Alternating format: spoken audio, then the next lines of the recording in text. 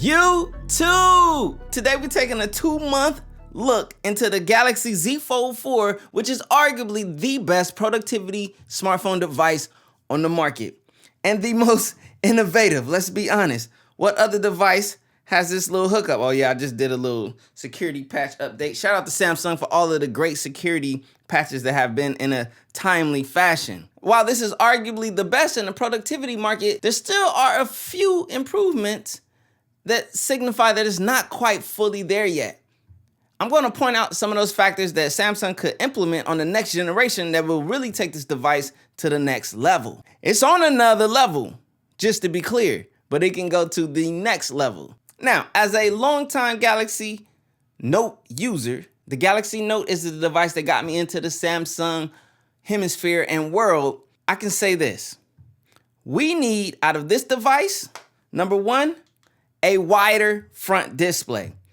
This front OLED panel is great, and yes, they gave it a few millimeters of width, but that's not enough. As people who have become used to and accustomed to devices of this width and so forth, there's a lot of practicality and proven reasons as to why the size of the S22 Ultra and the iPhone and so forth works.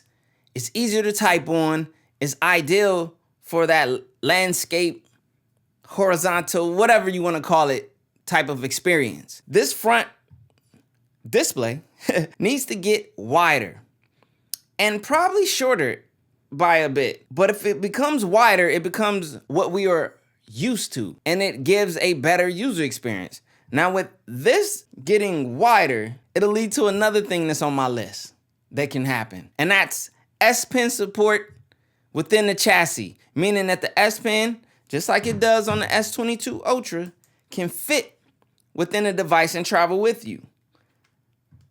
Now, for those people who may argue they don't use the S Pen, good for you, but not good for me because I actually use it and I appreciate it. And while we're speaking on S Pen, we need front display support for the S Pen. There's no reason that I should not be able or allowed to use my S Pen on both displays that are included with my device. It's good that I can use it here. That's fine. But why not here, Samsung? This is where we need to have it implemented at. Now, another thing that we can get from widening this front OLED panel is not only S Pen storage, but a larger battery. A device like this, which is a productivity hog and has two displays, let alone one extremely massive display that's going to need a lot of power to light and illuminate, as well as this front panel. We need more battery out of a device like this. This is the Z Fold 4. This is innovation at its best. So we can't go backwards on battery. Yes, I get it. There's a lot of mechanics and a lot of engineering within this device, but that's the exciting part about where we are in this development. We're early. So for the future, before we become too mature in the Z Fold, I think this front panel gets wider and maybe a bit shorter. I'll explain why next. And then we get the S Pen tucked in there, as well as a larger battery. And the Z Fold is becoming a lot more whole. My next point, before I get into why I say it should be shorter, cameras. How is it the most expensive device that you sell, Samsung, you has inferior cameras than a device that's not as expensive? Now you can argue innovation, the foldable display and all that. I don't want to hear it. This is the S22 Ultra, which shouldn't even be nowhere near the tier of what the Z Fold is, because they're in two different price brackets, two different innovative markets. And honestly, there's no reason that the S22 Ultra has a better camera set than the Z Fold 4. There's no excuse, Samsung. As well as fix your camera app. I'm gonna say it every video until you do it. As far as the reason why I say it may need to come down in size, and especially if we go wider, is aspect ratio. The aspect ratio of this display is not supported or programmed for in many software solutions. It's also not ideal to the way that we consume content. We consume content in a 16:9 ratio. This is not that. But if you lower it and maybe go a little bit wider for that front panel, you get closer to the 16:9 panel. Now, in the defense of this aspect ratio, this is perfect for like pages. It's kind of in that orientation of how we consume books, how we look at web pages, and also Word documents. So this aspect ratio in that respect, in that regard, it's perfect. It's kind of like the give and take of this device, which is hard because it's like for those people who running businesses, I'm signing documents, contracts, opening up Word documents and so forth. This is the perfect panel. If I go to the internet and I pull up a web page and let's just look up, let's type in Z Fold 4 and I do a search. And my results, look at this. Look at the size and look how perfect that is. You have to love it. Let's do another search really quick. CJ Unplugged. Boom, look at that. Look at the screen real estate and the use of it. Beautiful, gotta love it. So I do appreciate this device. I don't wanna sound ungrateful, but I'm just thinking and brainstorming with you. So get down in the comment section and put your list of demands and your POVs of how we can make this device better while it's early, before the design becomes solidified, because maybe we can make some changes. Maybe we can influence the betterment of this device. With that being said, let's get into this device. My 2-month experience with the Galaxy Z Fold 4. I love it. I appreciate this device. I'm not fully 100,000% married to it because I know that there are those things that I requested earlier that could make this device better. But I love the Z Fold experience. Where else can you get this size of an OLED panel, fold it down to this, have this front OLED panel, and carry this with you? Nowhere. This is the only place where you can get an experience like this is with the Z Fold 4. Now, yes, there are other foldable, competitive devices out there, and some may argue that their design, some of the elements are better than this. But if we take the collective and we add it all together as a whole, this is the best foldable on the market. Even more than my beloved Z Flip. I love the Z Flip. You guys know that. I've expressed my joy and love for the Z Flip, but the Z Flip is extremely inferior in so many ways, feature-wise and durability. I can't put it ahead of this. This is the best foldable device on the market, period. Now, you can argue anything other down in the comment section below. Go ahead. But from my perspective, in my opinion, like, look at this combo I got right here. I got a Watch 5 Pro with a rose gold watch band, link down in the description below. And I got this beige, setup of the Fold 4, which I think I'm gonna go ahead and get the dbrand skin for this. Of this leather look right here, this skin right here on here would be absolute fire. But nevertheless, my 2 months thus far has been quite pleasant with this device. There are some areas that we're gonna get into that can be better. So let's talk about it. Let's talk about the display, right? We got the front panel. It's beautiful, well saturated, that Samsung experience that we all know and love. My only gripe with it is it's a little too narrow. Not a little too narrow, it's too narrow. Let's be frank about it. Make it wider. If I go to text on here, hold on, let me try and, let's see, where were we? We were on the internet earlier, right? And I were to come here and I wanna type in that CJ thing. Look at how small the keyboard is. Let's see if I can get it without issue. Okay, I was able to type without issue. There are some people out there with some big paws, and they need to be considered as well. There's also the fact that you can use the swipe to type, which I think is a better way to type on congested platforms like this, but everyone doesn't want to use that.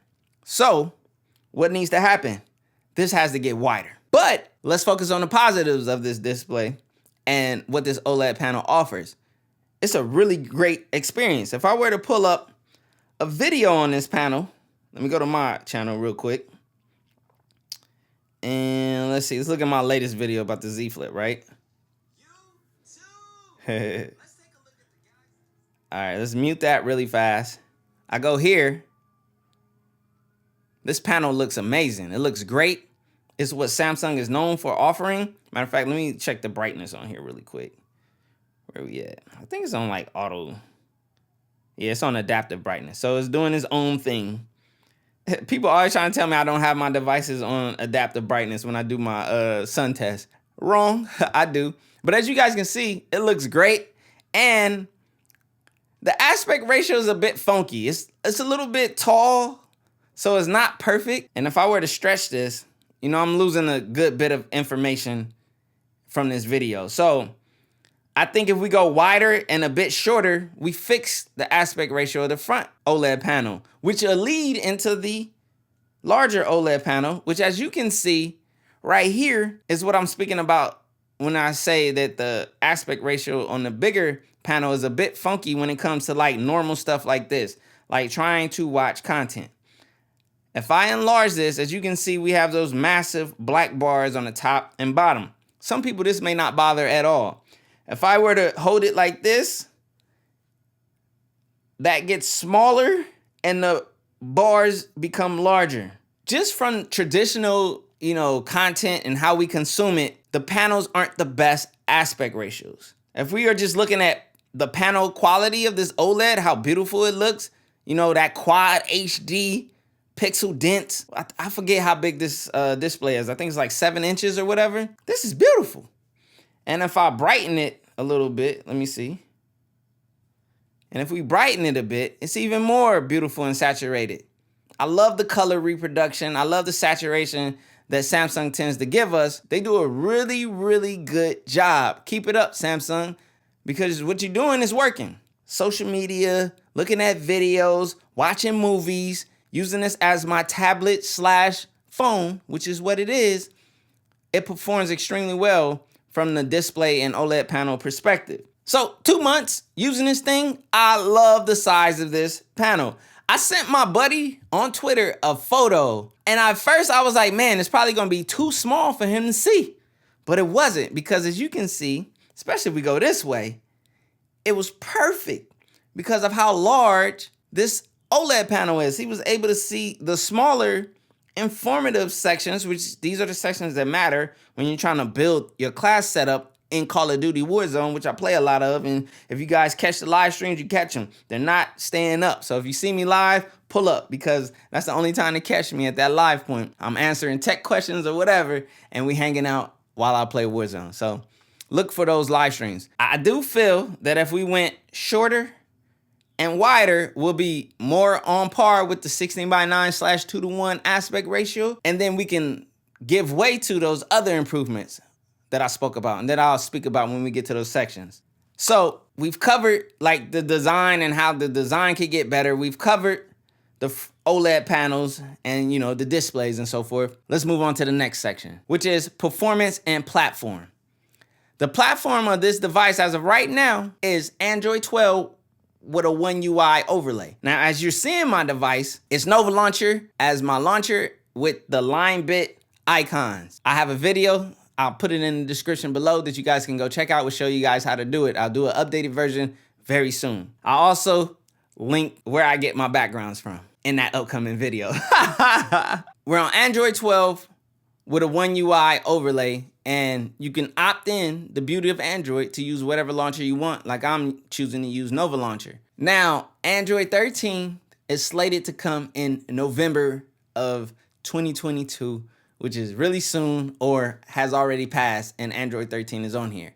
I gotta give Samsung props because they're being very fast and very effective in releasing Android 13. Now, it's supposed to be on the S22 Ultras as of now, but it's only on those Exynos versions, and it's coming to a Snapdragon, folks, later on in the week, supposedly, at the recording of this video. But I'm gonna give props to Samsung for being very speedy with their security patches this year with the Android update, because the One UI experience is great, it's cool, it's clean. For those of you who wanna use it or wanna experience it, I appreciate it.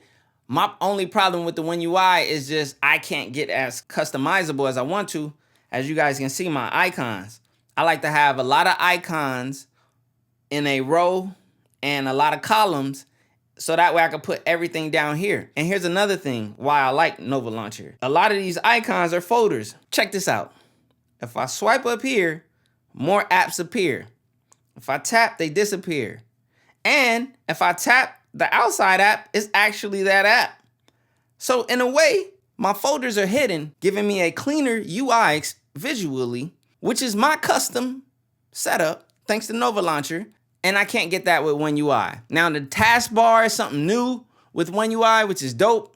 I appreciate that, and I think you will too. The performance of this device is fire. It's a great chip in here, the Snapdragon, what is this called?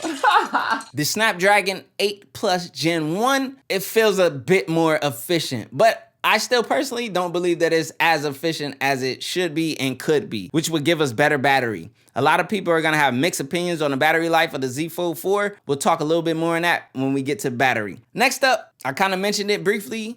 Let's talk about battery life.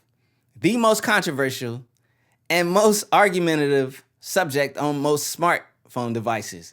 Because when you look in the comments section, please hit the comment section down below and share your battery life experience. In those comments, you're gonna see a spectrum, because battery life is a spectrum. It's totally subjective. You will configure your device in a way that's different from the next person's device, which leads to a different experience in efficiency, performance, and optimization or lack thereof. The Android platform, the fragmented Android platform, the beauty of it is what everyone argues, customization.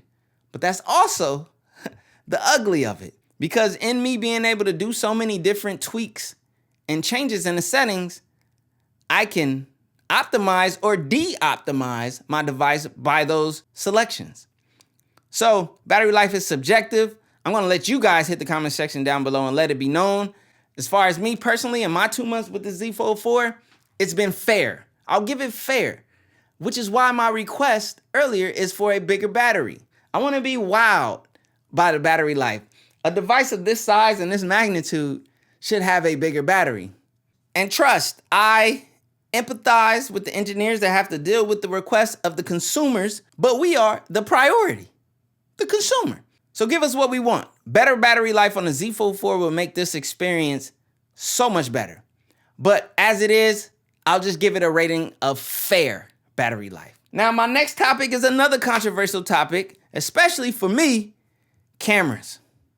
And the best way for me to express to you how I feel about the Samsung cameras is to go outside and show you. All right, so if you've seen any of my foldable content, you've seen me create anything on this Z Fold 4 before, up until this point when it comes around cameras, there's just one big major gripe I have. And this has been years of us in a tug of war with Samsung. The over brightening, the lightening of skin tones. Like, why, Samsung? Why? Why? Like, come on. Be all inclusive. Be of the full color spectrum, and also just for everyone, like, just stop the over brightening. It makes no sense to me. The fact that I love the Z Fold 4. I'm holding it right now, chilling, and I can see myself. Now, it's a little bit bigger than the Z Flip 4, which is my more ideal phone that I would love to have the most ideal cameras on, but still, the Z Fold 4 is the beast. This is the productivity beast.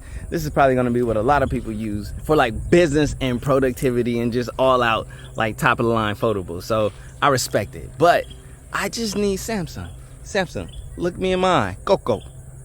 Please fix skin tones on your app. There's no reason that my skin tone should be washed out, desaturated.